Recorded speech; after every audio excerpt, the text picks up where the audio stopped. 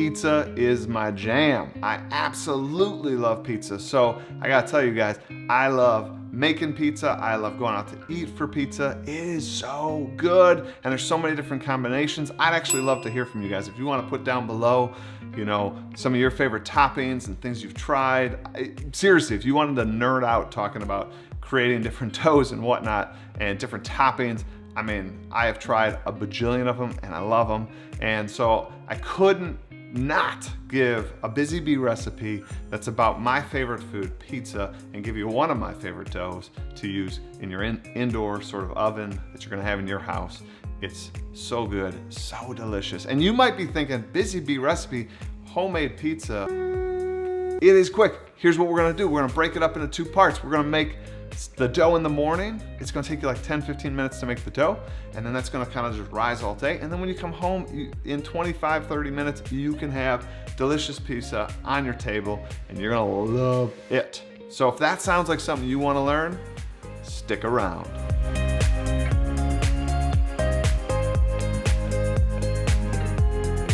Thanks for sticking around, guys. We are gonna start with the dough.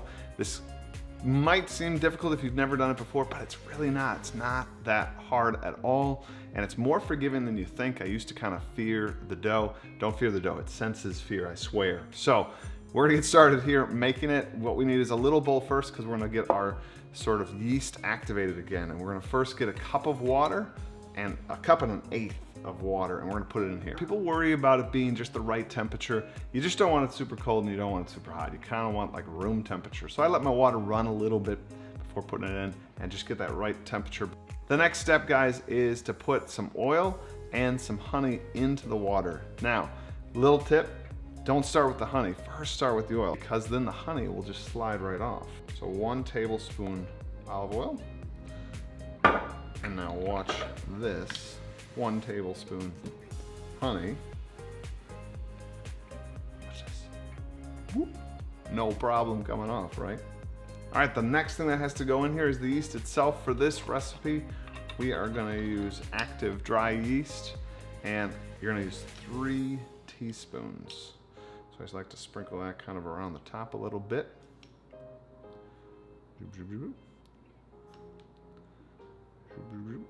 Now 3 teaspoons is quite a bit actually in terms of yeast, but what makes this recipe great is you can actually make it on the same day. This would only take about 2 hours to sort of rise and be ready, because we sort of put so much yeast in it. Now we're just gonna kind of mix that up a little bit, get the honey in there, get the yeast in there.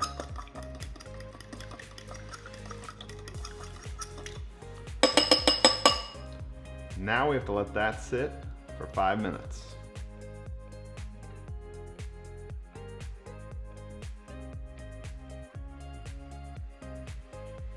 All right, guys, we have the yeast all done and ready here. It's got nice and grew and it's bubbly and it's big. Like I said, it was like 5 or 10 minutes, and we're gonna put that into our bowl here, but I do that after I already put the dry ingredients, which is our next step. We need 2.5 cups of flour, so I'm gonna get that ready. And a little trick I learned is use the back of butter knife, and now I exactly have a single cup. Put that in there. So that's 1 cup. Back of that knife. 2 cups. And my 1/2 cup.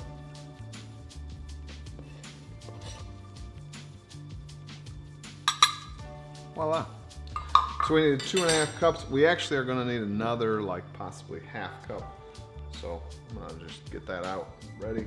We're gonna put 1 teaspoon of salt in. I put kosher salt. I like it. It's got a good flavor. It's a good size. So 1 teaspoon of that.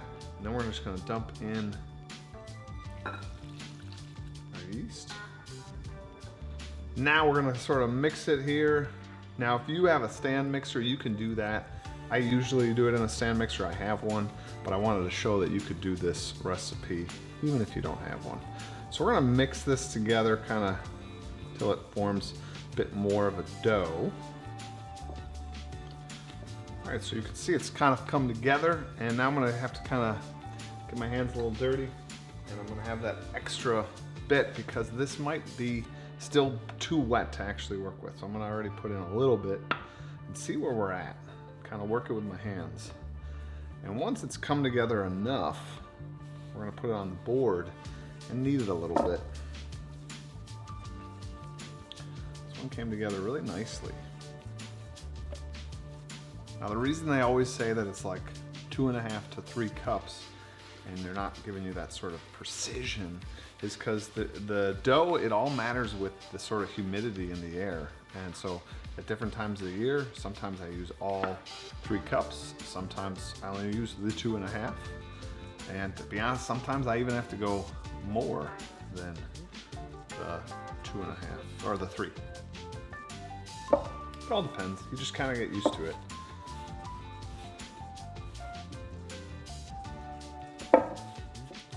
All right, I think we're at a point where I kind of want to work it on the table. So we're going to put flour down.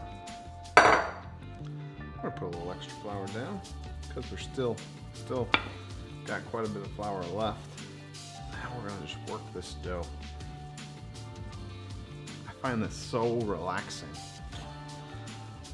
I mean, who am I kidding? It's a lot of work, but it feels good. And so the technique I do, kind of fold over and I'm pushing with my palm, and then I take my other hand and kind of do the same thing, and I just kind of do that over and over and over. Sorry, my board's sliding around here.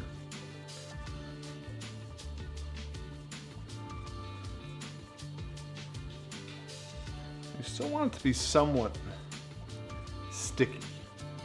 You don't want to make it like super dry. Some of that moisture.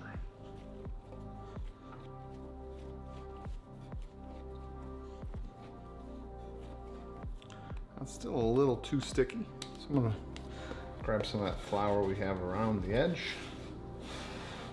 work that in a little bit. Yeah, that's better.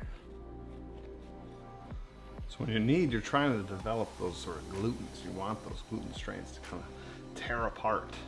Give the pizza a little chew. So another technique you can do when you're kneading, and I kind of mix it in with what I'm doing, it's called a slap and fold method. So that is literally pound it down and then you can rip it like this and you can roll it back up. And I just knead it a little more, and then I do a little slap and fold technique. Kind of a nice mix.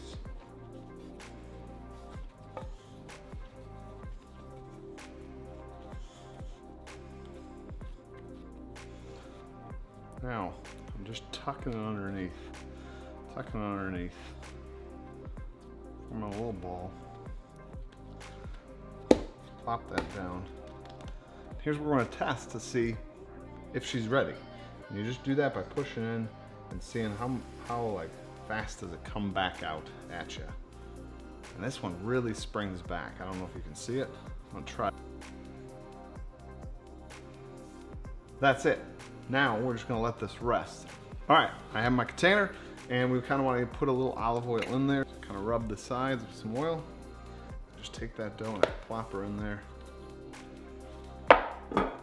Sometimes put just one more splash over the top. Rub that around. Put a lid on it.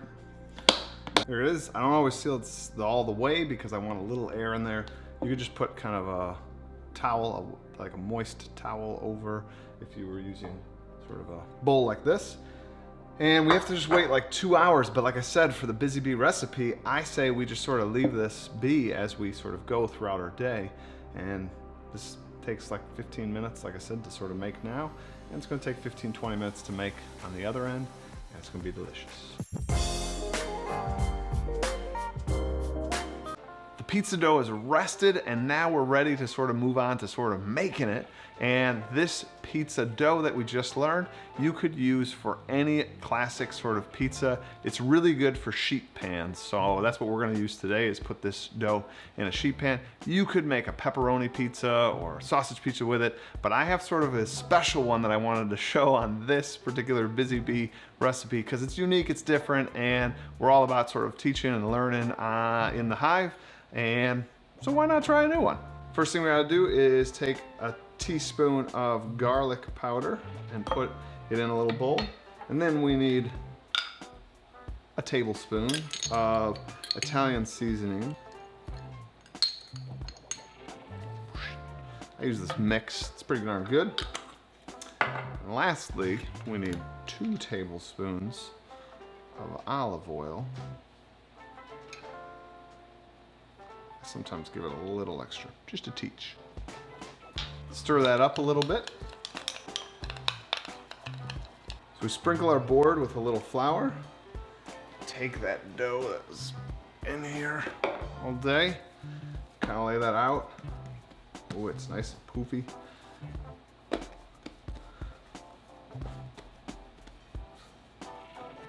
If you have a rolling pin, perfect time to kind of roll this out.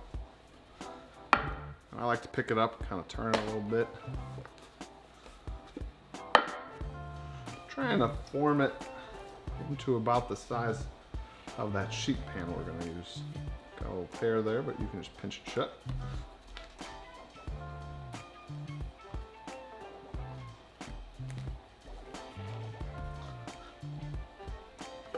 All right.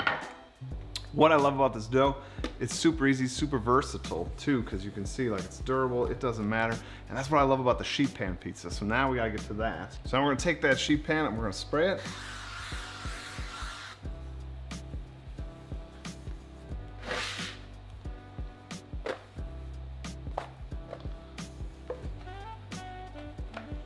See that dough? Just does what you want it to do. Now we're gonna take that seasoning we made and we're going to pour it over here.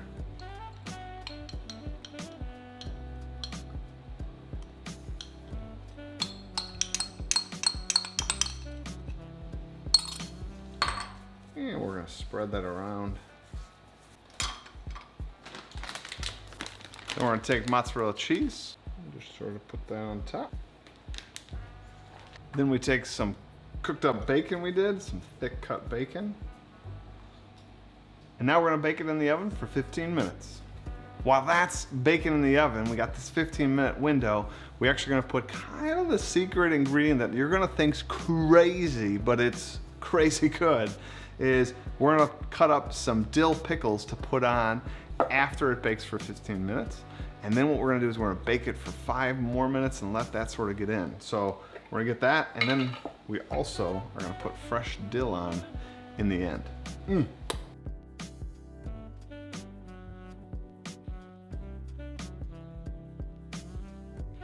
That's it. Now we wait. All right, so it's baked for 15 minutes. It's still piping hot, but you can see it's not that like golden crisp that we want yet because we took it out. So that's gonna bake for 5 more minutes with this pickle in it. We're gonna spread these pickles out. And I like to, at this time, put a little extra bacon in, just a little. So you kind of have 2 different textures then, right? We're gonna put it back in the oven now. We got the pizza out of the oven and we're ready to cut it up. I just take a spatula here and slide it off. Now we top with a little dill, fresh dill. Lastly, I love it, you get that Costco Parmesan cheese. Put that over the top. You are good to go. I like a little red pepper flakes on mine. I'm gonna put it on half because my daughter doesn't totally dig them.